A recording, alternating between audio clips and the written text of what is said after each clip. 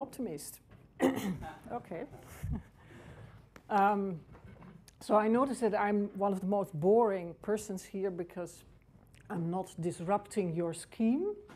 I'm actually here doing what I thought I would do. I'm very happy with the invitation, and I'm very happy to be here, and I'm looking forward to very much to discussions and to your interpretation of what I'm saying. I want to speak about law in the era of data-driven agency. And here you see something that is driven, that is literally driven. It drives itself, they say, but actually it's data that drives it. Let's see if this works. Yes. Here you see another picture where the emphasis shifts from the data-driven and the driving to the idea of agency. Agency is something that I want to discuss. Here you see a particular agent, something that is identifiable, and you see that the woman that is having a discussion or at least having a communication with the agent, and there is some emotion going on.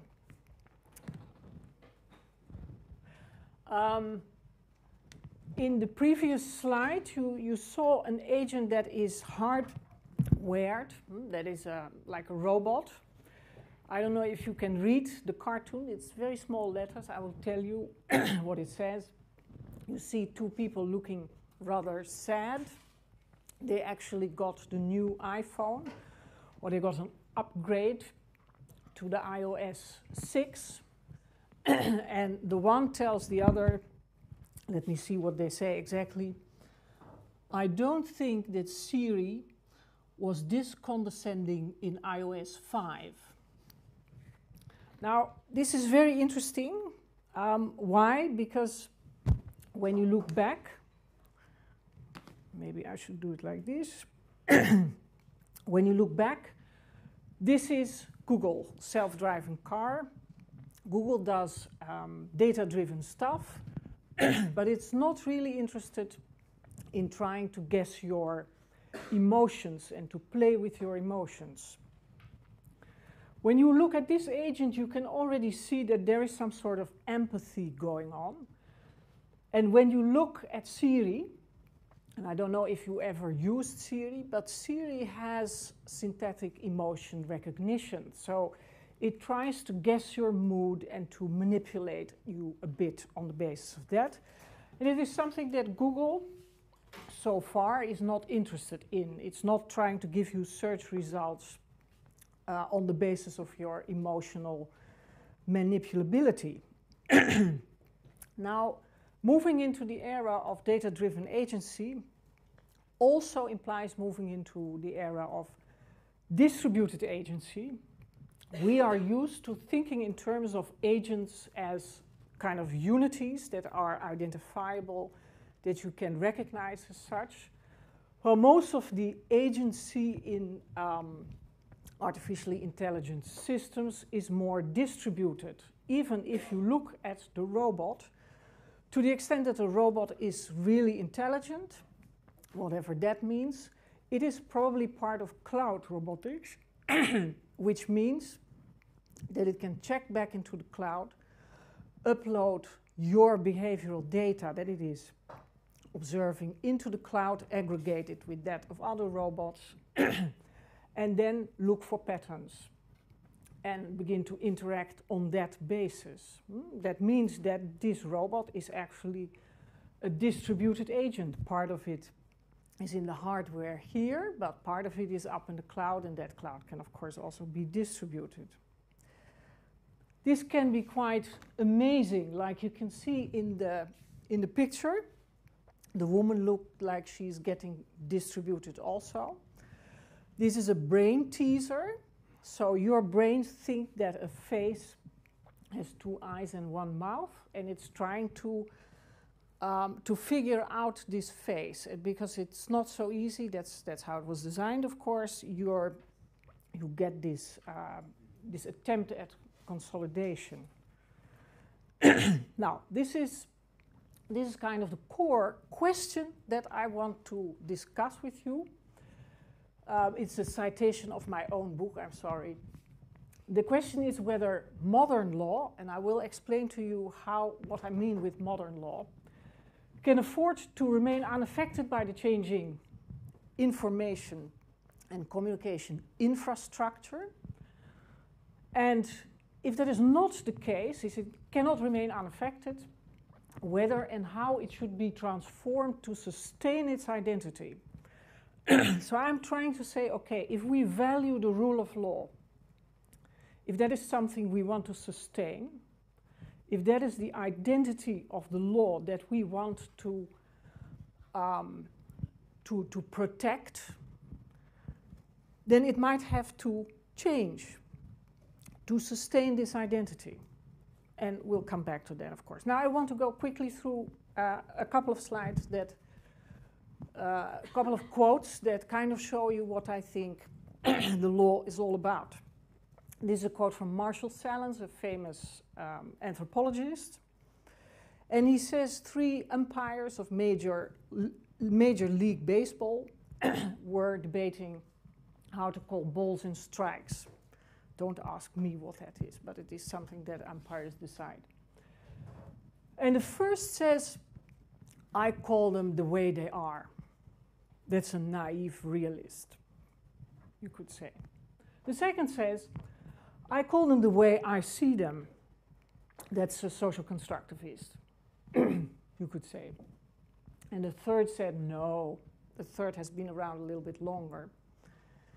They ain't nothing until I call them. Now, I think that is the core of the law. Legal effect comes from determining that something counts as a legally relevant fact, which can be brought under a legal norm. And from that moment onward, that legal effect is operational. It reminds me of another very famous quote, originally from 1928, from Thomas and Thomas, sociologists, who said, if men define situations as real, they are real in their consequences. You could say that is another way of explaining social constructivism. So if we decide with all of us that if I register my marriage in the civil registry, that a whole series of legal effects will then take place, be effective, the force of law. If we say that that is the case, if we define marriage as such, then the consequences of that definitions are real, because people are going to act on them, and they have a lot of, it's like throwing a stone in water, and the consequences go in all directions. Now, this is a very famous quote. It was popularized later by a famous philosopher of science, Robert Merton, when he described the self-fulfilling prophecy. But I want to take the original position of Thomas and Thomas, and I usually change the terms, and I say, if machines, and let's say in this case, if data-driven agents define a situation as real, it is real in its consequences. And this is what is happening today, all the time. So a large part of our life world, our everyday reality, is already determined by these kind of systems. Some last preliminary remarks. Law is actually built on the distinction between matter as passive and mind as active. Legal subjects, we attribute a mind to it. We think matter is an issue of facts, and mind is what makes facts out of whatever is the matter. Now, this distinction simply no longer holds. We are already, I don't have to talk in future tense anymore, we are already surrounded by what I call mindless agents. So these agents have no mind, at least not in our sense. But they are agents, I will get back to that. And law is also based, of course, on the distinctions between an agent and the rest of the world. We call that legal subjects. We define specific entities as legal subjects. And you could say that the rest of the world is sort of distributed.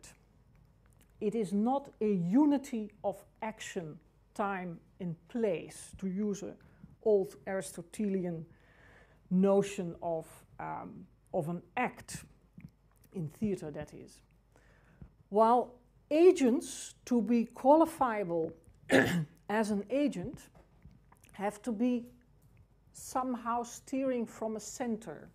They have to be some sort of unity that endures over time. And I would say that the simplest definition of an agent is a unity of perception and action. So an agent perceives things that can be just a camera. It can be a thermostat that perceives temperature and then acts, and then again observes temperature and then acts again. So it can be very simple agents, but also much more complex. And I would call this unity of perception and action in the tradition of Varela and others, who say basically that perception and action are two sides of the same coin. You cannot act if you cannot perceive your environment. And I would go a step further, based on a lot of research, both in neuroscience and in artificial intelligence. You cannot perceive if you cannot act, because there is no use perceiving anything if you do not act. There is one guy, I think he's an artificial intelligence or other computer scientist, who says the reason why mammals at some point began to develop this wetware up here, this centralized stuff we call brains, that does a whole lot of processing, that started that movement from the minute people started moving. Because if I move there, then I might run into something. And if others are also doing the same thing, then I need a lot of processing to prevent me running into something else. As long as we were plants also move, we call that growing, but it's a bit slower than this kind of navigation. That sort of central processing unit, Wolpert says, is not necessary. Well, here again, this distinction no longer holds, because we're actually surrounded by what I call distributed agential systems. So not all the systems that have artificial intelligence are identifiable as a particular agent. Usually they're below the radar, and they're very distributed. They're polymorphous. They can change, especially if we're talking about software. They can be embedded at different places. And it doesn't always make sense then to call them an agent. But you could say it's a system with agential characteristics. Let's move further into this idea of agency. You could say there are three senses of agency. From a computer science perspective, agents are defined as an entity that has a capacity to act autonomously. That means it can act also when it's not triggered from the outside. That can perceive its environment and adapt to changes in the environment. So there are feedback loops. And it has certain endurance as an identifiable unity of action and perception.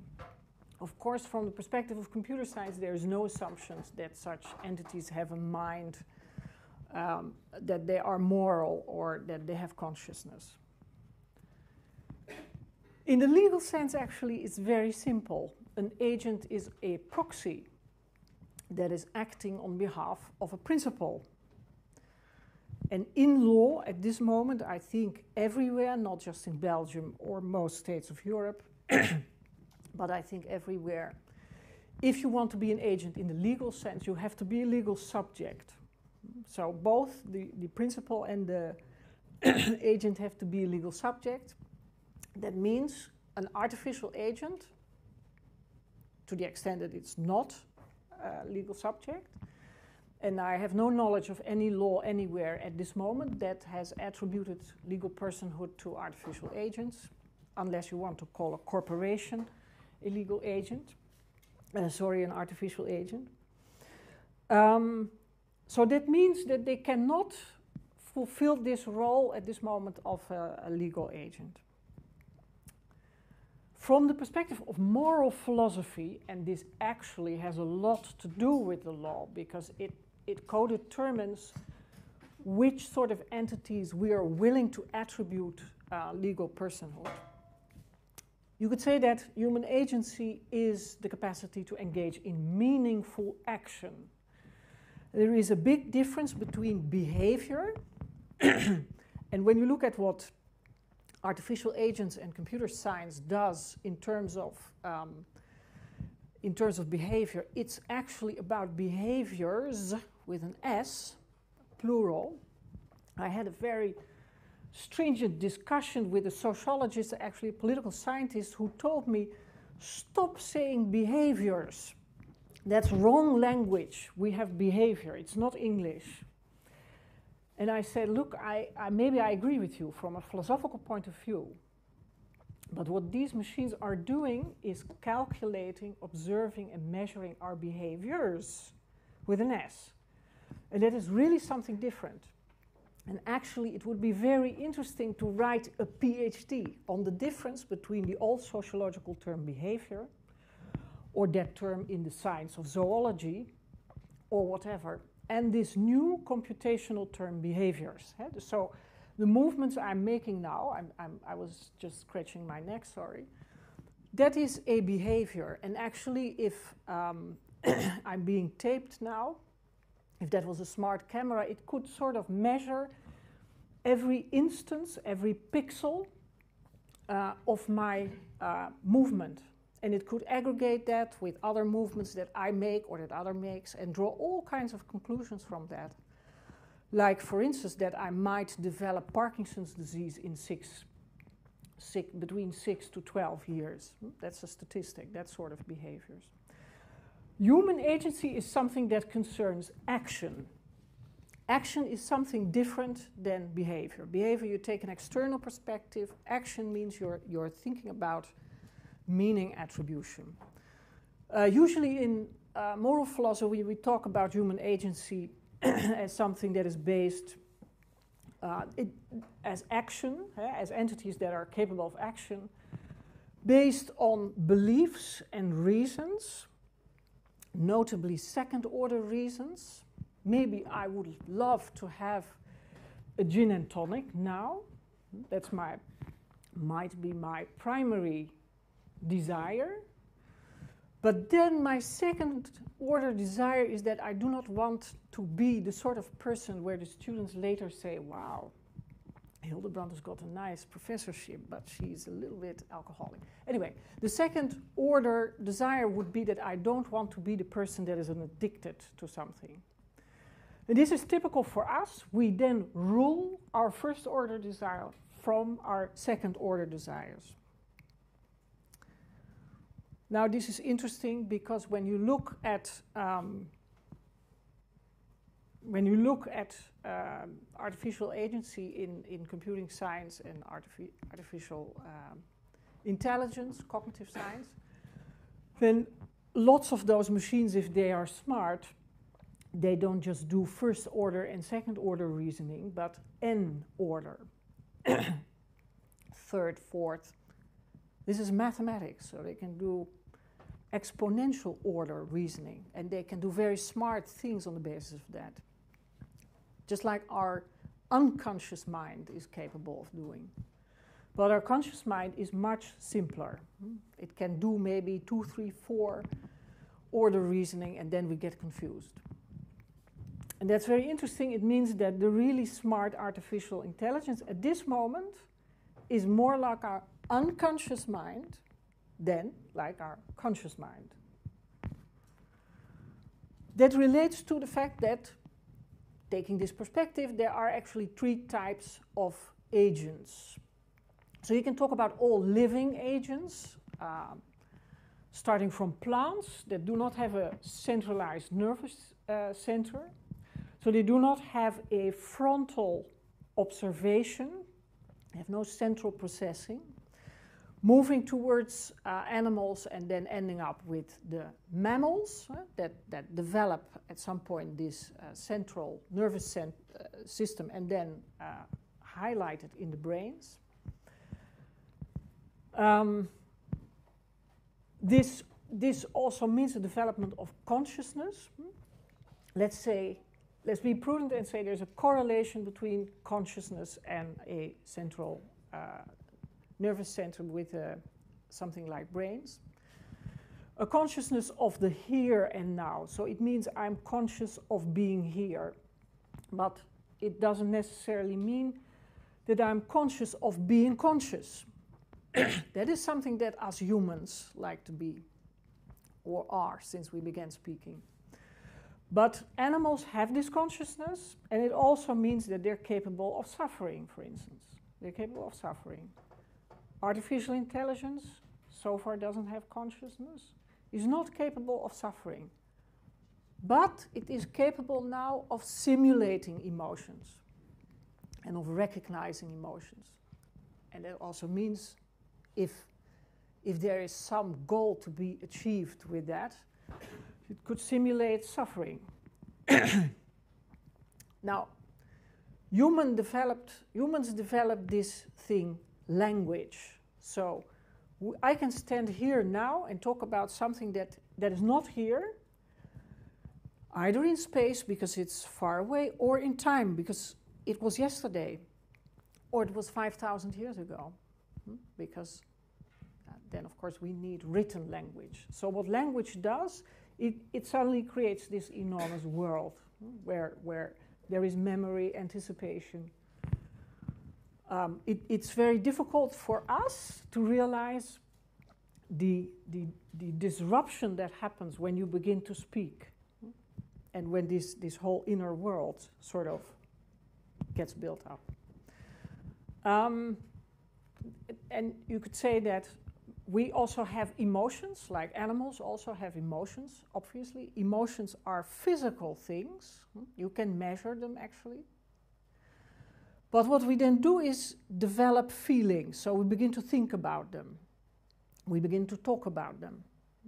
And we look back at them, reflection. The interesting thing about artificial agents is that in the last century, for a long time, those studying and developing artificial agency were entirely focused on top-down, on logic. So the idea is we figure out how our intelligence works, we build it somewhere, we put it in a machine, and then we have another intelligent being.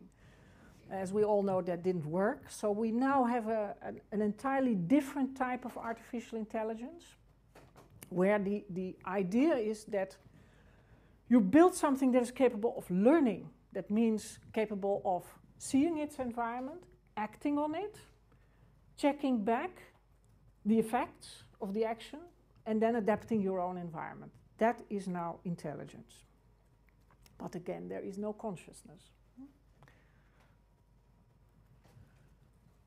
I saw that a neurologist, I think a retired neurologist, wrote an interesting piece, which I quote here in the New York Times, where he said, let's stop trying to make one big definition for intelligence or agents. Let's take the biological bias out. And he says, let's separate species, different species, with distinct types of intelligence. And he says, well, animals and plants are also intelligent. We know that now, and we try to differentiate. So let's do the same thing with machines. It's just a proposition to say maybe these machines are a new species.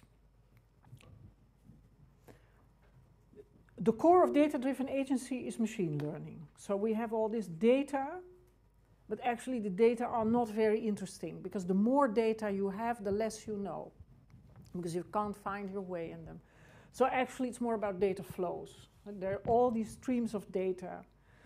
We now have apps, applications on the internet, apps that collect data, that centralize data, that work with the data, do things. And then, of course, we have the Internet of Things.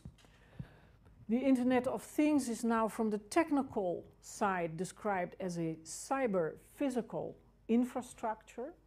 So that means you begin to not just connect individual things, but that you build entire hardware systems that are connected with the internet online, that can communicate with each other. And that these systems run is thanks to machine learning. There's a wonderful definition, at least I love it. It's sort of very mathematical, but that shows a lot about what machine learning is.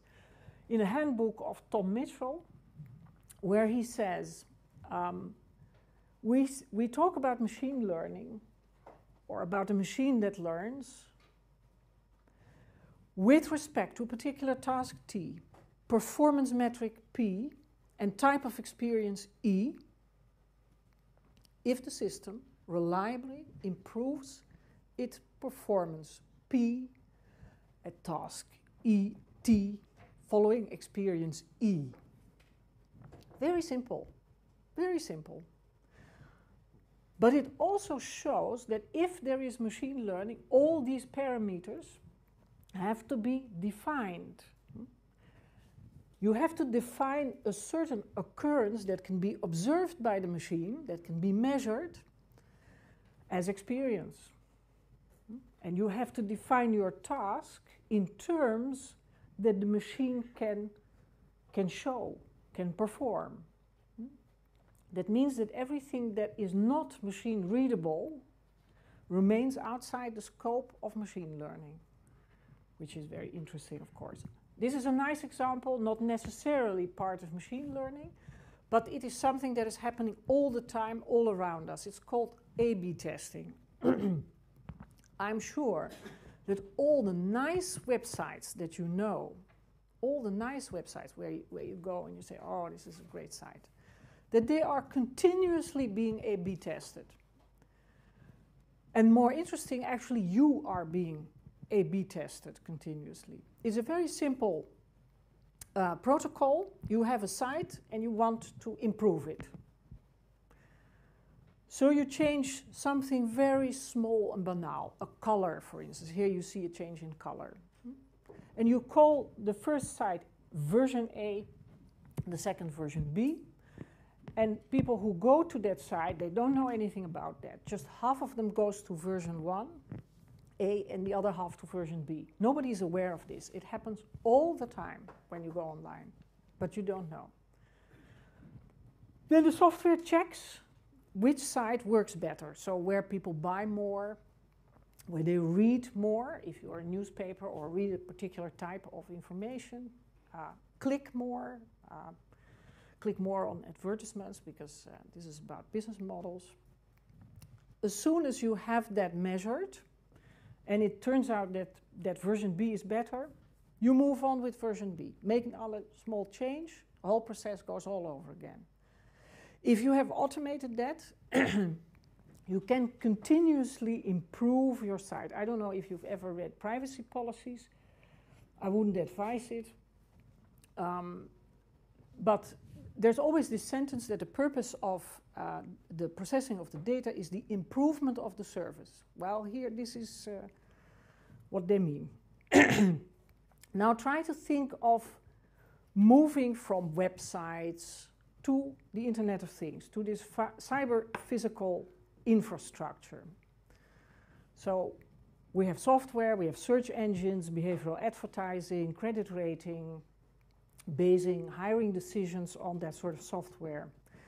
And now we are beginning to develop the Internet of Things. So think of smart energy systems, remote healthcare, cloud robotics, self-driving cars, traffic management systems. Now imagine that your care robot. They're not yet around, but they are expected at some point. Imagine that your care robot or your robot nanny is all the time doing A/B testing on your real-life behaviors.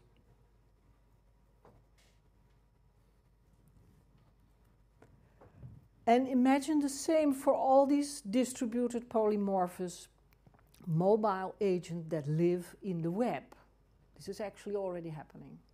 But imagine if your entire environment begins to do A/B testing on you and me and everybody else. The result of this will be that we're going to be so incredibly happy, right? Like, we have these wonderful websites. So imagine if we put in some 3D printing, you can improve your environment. And this sounds like science fiction and like something very dystopian or whatever you want, something very utopian. But it's real. It's not a joke. It's not something that is in the far future. I'm going to make a very brief intermezzo by looking at some of the sayings of Oliver Wendell Holmes, a famous legal pragmatist in the United States, who said the life of the law has not been logic, it has been experience. Now that's interesting. We have just discovered in artificial intelligence that if you build it on logic, you get some very simple systems that can't do very much. Build them on experience, incredible what they can do. He also said for the rational study of the law, the black letter man may have been the man of the present, but the man of the future is the man of statistics and the master of economics. Wow. And then, of course, the last thing that he says is the prophecies of what the court will do in fact, and nothing more pretentious is what I mean with the law. I very often hear this quotation wrong. People say, yeah, the legal pragmatists, they say that the law is what the courts say. That would, of course, be very stupid, and there would be no job for us lawyers. It's because we don't know what the court will say tomorrow that we have a job. So Oliver Wendell Holmes said, the law, that's an anticipation. It's an anticipation. And that anticipation, of course, has influence on what's going to happen. And he said, anticipation, you can link him to hermeneutics, to interpretation, to Gadamer, maybe even to Heidegger, if you like. But you can also move the other way around and say what he basically said is this statistics, because he actually talked about it like that, should be in the service of legal subjects, of those that want to know where do I stand, how is my behavior going to be qualified. It should not be in the hand of the state, for instance, to manipulate us. So this anticipation is very emancipatory. It provides for legal certainty. So now I need to know the time. Otherwise, 10 to 5, okay. Okay, I want to briefly talk about how does this connect to the law? Why do I tell this entire story about data-driven agency? Let's look at law and technology and the relationship between the two. This is a Necker cube, but not a cube. This is a photograph that you can see in two ways, but try to look at those two ways at the same time. This is not possible. Either this way, that way, and it's also not always possible to consciously look at it to make the shift. Now, I think that's a very important capability, to be able to look at the same thing from different angles, even if you can't do it at the same time. Let's think about what is technology. I want to discuss 3 ways of looking at technology and 3 ways of looking at law, and they look very much alike, actually. So the first one is technological voluntarism. That means technology is a tool, and with that tool I can do good things and bad things, and it's up to me. I can also do nothing with it. Lynn White, a famous historian of technology, he said, look, technology just opens a door. It doesn't compel you to enter. It's like the famous story, you can bring a horse to the water, but you can't force it to drink. So the idea is technology is just neutral. So it's only a tool, it's only an instrument. It doesn't change us, it doesn't change the world. That's one way of looking at it. Another way is technological determinism. So like continental philosophers like Jacques Ellul and American technology philosophers like Landon Winner. They say, look, it's not that simple. Actually, on the contrary, technologies determine what we can do and what we cannot do. If you build a wall with a door in it, then you can go through the door.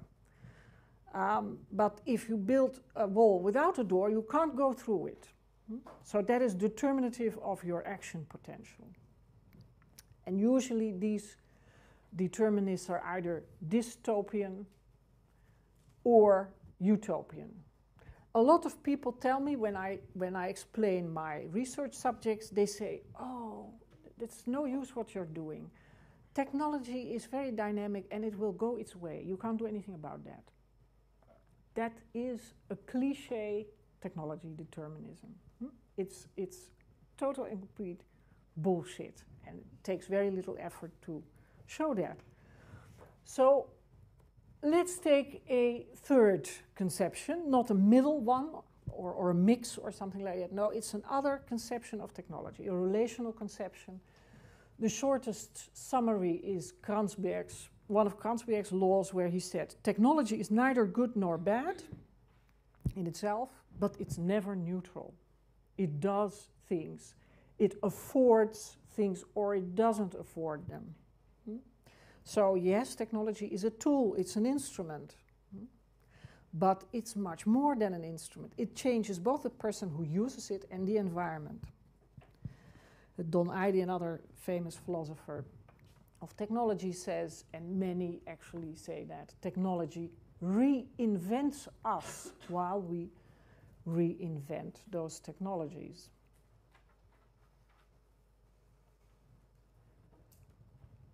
So, take an example of a speed bump that's obviously instrumental. You could say it regulates driving. You want people to drive slower. You could also say that it constitutes a particular way of driving. If the bump is well designed, some bumps are so low that you can just drive over them. But if they're well designed, there's only one way of doing it, and that is slowing down, or you have to be very clever. Now, you could also imagine a set of obstructions on the road, which means that you can't go into it at all. It's not that you can only drive slow, but you can't go into it. So, technologies can be either regulative of behavior or constitutive. Regulative means that it induces or inhibits specific behaviors. Constitutive means that it enforces or rules out specific behaviors. And the point is that whether a specific technology is regulative or constitutive is an empirical question. You have to go and look at how it is designed, what it affords, and how it's taken up. So what is the point here? The point is that sometimes technologies are determinative of our behavior, yes, but not because they are a technology with a big T, but because that's how they were designed. Okay, sometimes we go very fast. This slide is just to put my cards on the table. There are a lot of legal philosophers. This is, I believe, a legal philosopher who has given the most penetrating account of law. There are a lot of legal philosophers who are more into political philosophy, but I think that he very nicely shows what is important about law, what makes something qualify as law. So, very fast he talked about law as something that strives for justice, which he defined in terms of fairness, equality. Legal certainty, which he defined in terms of the positiveness of law. And purposiveness, which shows that law is an instrument to order public life. And where he was brilliant is that he says these three aims are not always in practice compatible. So sometimes choices have to be made. And that may mean that if a law is not just, that it is still law. But if a law doesn't strive to be just anymore, then it's no longer law.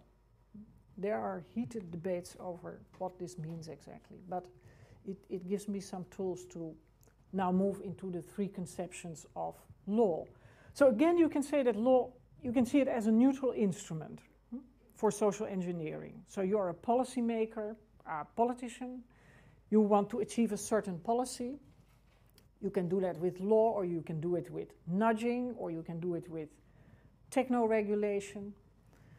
This is, in fact, a rule by law. You use law as an instrument and nothing more. You can see this in terms of a regulatory paradigm in policy science. And I have the feeling that that regulatory paradigm, which sees law as an instrument to influence behaviors, you can see that coming into legal scholarship. The second one is law as something that is autonomous, an independent discipline or practice. That means you emphasize the legal certainty aspect. So this is like formal legal positivism, the separation thesis. Here we have morality, there we have politics, and this is law, and the three should not be mixed. And as you can understand, I don't think it's a good idea to find the third way by mixing these, but I look at law as a relational concept. So law is always about attributing legal effect on the basis of certain relations between people and things, and about checks and balances, about countervailing powers. And then you have the rule of law. Now my point is that these are things that everybody talks about in legal theory, that we differ on some points, but there's a lot that we take for granted, usually the things that we do not talk about. And I believe that this thing, modern law, so not the law of a society without a state, but our type of law, that this is an affordance of the printing press. And I'm going to try and explain that to you. This is not technological determinism. I'm not saying that because the printing press is there, modern law had to emerge. A lot more is needed for that. But it certainly was an affordance of the printing press. And that raises the question, if we're moving into this other information and communication infrastructure, will this type of law still be an affordance? Maybe not. Why should we assume that?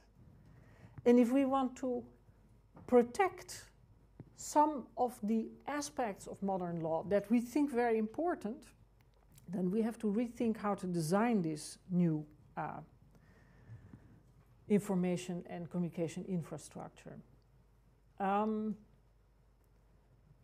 Okay. Why do I say that modern law is an affordance of the printing press, is made possible by the printing press? Try to think of a society without the script. Nobody can write. So if you want to tell somebody something, if you want to communicate, you'll have to do it by speaking.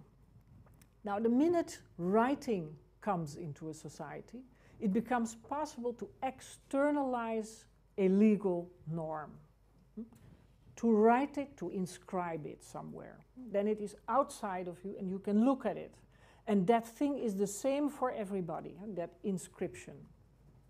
It also means that when you are the author of that norm, you have externalized it. So when you die or you go away, that norm is still there. So the norm survives its author, the legislator. That implies that there is a distanciation going on between the author of the norm and the group that is addressed. Actually, when you have the script, you're not limited to the people that you can talk to face, but you can use your civil servants, for instance, to send them out with this text to a much larger territory. So the scope of the jurisdiction is suddenly extended enormously. This is historically traceable. So the rise of the state and the emergence of the script, they enable each other. Now, think of this distance. So there is this norm. It's externalized. It's inscribed. The author is dead or very far away. Now we have to decide, what does this norm mean? Because somebody wants to apply it. Lawyers are always talking about interpretation. We think that's very important. And we can, this is like in our DNA. But that's where it comes from. If, as an author, you cannot force the meaning that you thought of on the person that you're talking to, because you're no longer there, this need for interpretation arises. Historically, that means that for a long time, there was a class of scribes, that is people that could write, we're not yet in the era of the printing press, that had a kind of monopoly. In that situation, often the ruler could not write, and the people could not write. But there was this buffer in between, class of scribes who could write. So they had a monopoly. They knew what the norms were. And then at some point, these lawyers get integrated into the bureaucracy of the state, and this is the development of the bureaucratic state. You see that we move from adjudication to legislation as an important way of solving problems. The increasing complexity that you see as soon as the printing press comes in, you get a proliferation of text. So disagreement about what texts mean becomes exponential.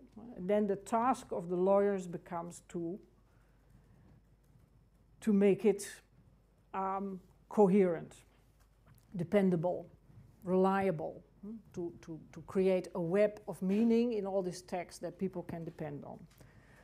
And at some point, this class of lawyers then tells the ruler, the emperor, you mind your own business, we decide the law.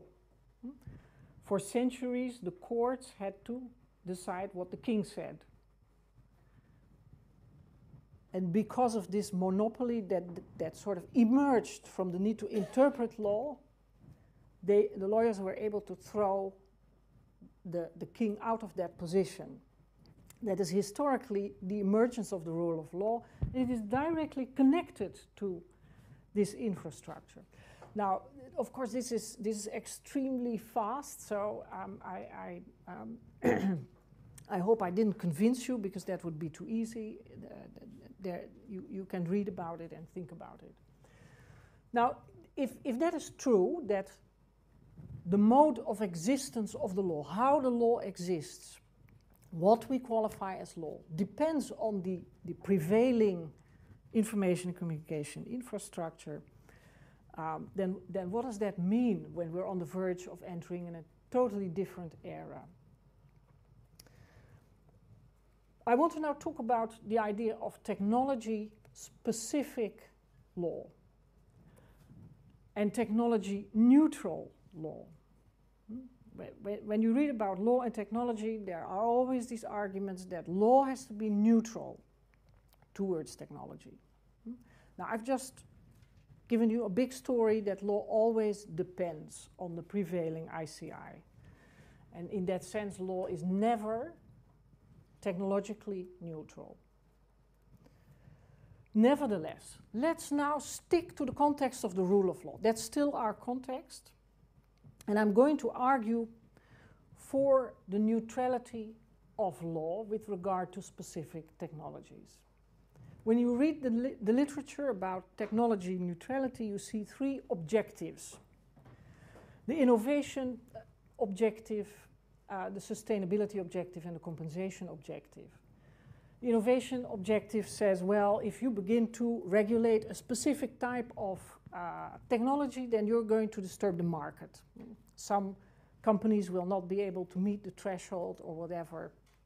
We shouldn't do that.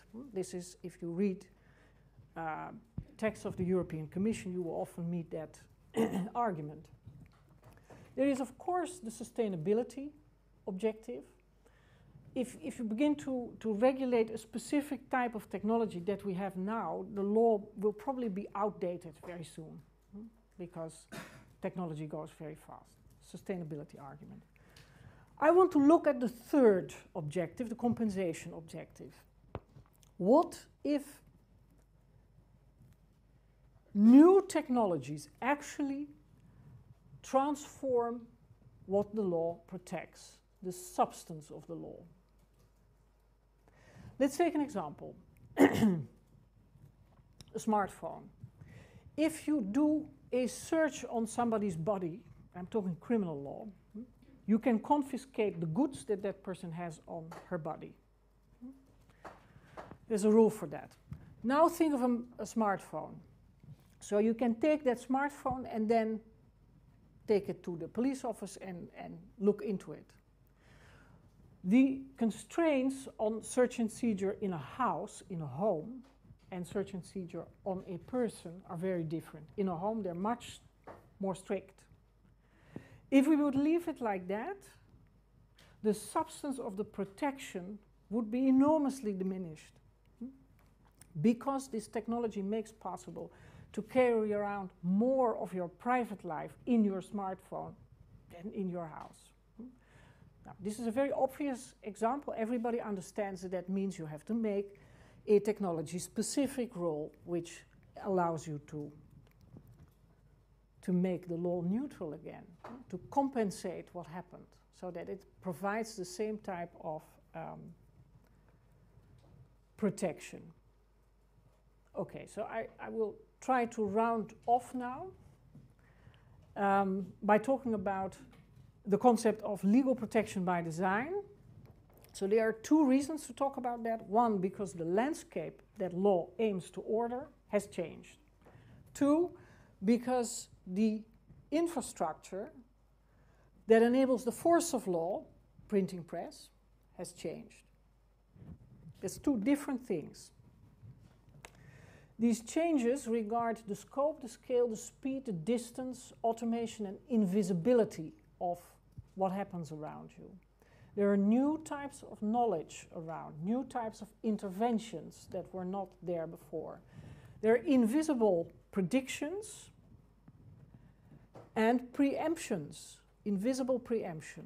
Preemption means that, let's say, the machine, the agent, has acted, has influenced you, probably without you knowing. The idea is that it is necessary to build compensation into the architecture of this new landscape. And if you don't do this, then the substance of the protection of the law simply goes up into thin air. Law itself, that's a different challenge, but it's the other side of the same coin. So you see the movement from text to code. You see a preoccupation that was always with action that is now moving towards behavior. And you see a shift from the force of law, something very difficult to understand,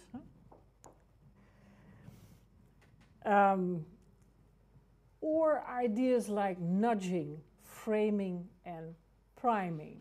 So sort of getting under people's skin to influence them.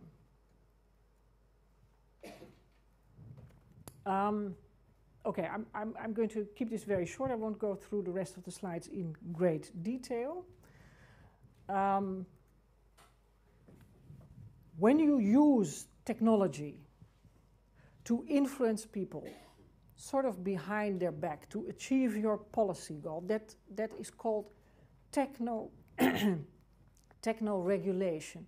That is not legal protection by design. What I mean by legal protection by design is that at the level of the design, you try to support legal norms, and for these norms embedded into this infrastructure, 2 characteristics of law have to be met. So it has to be the democratic legislator that decides on these inscriptions, so democratic participation, that's a form of transparency also. And these legal norms that are inscribed in the architecture must be contestable in a court of law, because these are the 2 hallmarks of the rule of law now. So if you want to design norms into a technology, for it to be legal norms, these 2 characteristics have to be met. And I think I'll leave it like that.